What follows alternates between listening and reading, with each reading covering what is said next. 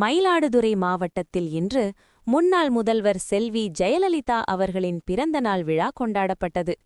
மயிலாடுதுறை மாவட்டம் முழுவதிலும் பல்வேறு இடங்களில் அவரது புருவப்படத்திற்கு மாலை அணிவித்து மலர்கள் தூவி பொதுமக்களுக்கு இனிப்புகள் வழங்கினார்.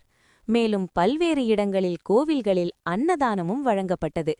இதில் குறிப்பாக பூம்புகார் தொகுதியில் அனைத்து இடங்களிலும் முன்னாள் முதல்வர் ஜெயலலிதா அவர்களின் பிறந்த நாளை ஒட்டி அவரது உருவப்படம் வைக்கப்பட்டு அலங்கரிக்கப்பட்டு மாலை அணிவித்து மலர்கள் தூவி இனிப்புகள் வழங்கினர்.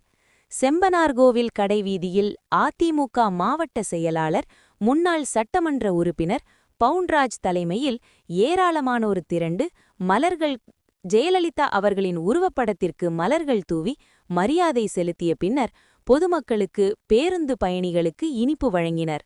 அப்பொழுது குழந்தை வந்திற்கு மாவட்ட செயலாளர் முன்னாள் சட்டமன்ற உறுப்பினர் பவுன்ராஜ் இனிப்பு ஊட்டினார். மேலும் பிரசித்தி பெற்ற அனந்தமங்கலம் ஆஞ்சநேயர் கோவிலில் சிறப்பு வழிபாடு நடைபெற்றது. இதில் கலந்து கொண்ட மயிலாடுதுறை அதிமுக மாவட்ட செயலாளர் முன்னாள் சட்டமன்ற உறுப்பினர் பவுன்ராஜ் தரிசனம் செய்து வழிபாடு செய்த பின் நூற்றுக்கணக்கானோருக்கு அன்னதானம் வழங்கினார். இதில் அதிமுக ஒன்றிய செயலாளர், பிரதிநிதிகள், நிர்வாகிகள், தொண்டர்கள் என ஏராளமானோர் கலந்து கொண்டனர்.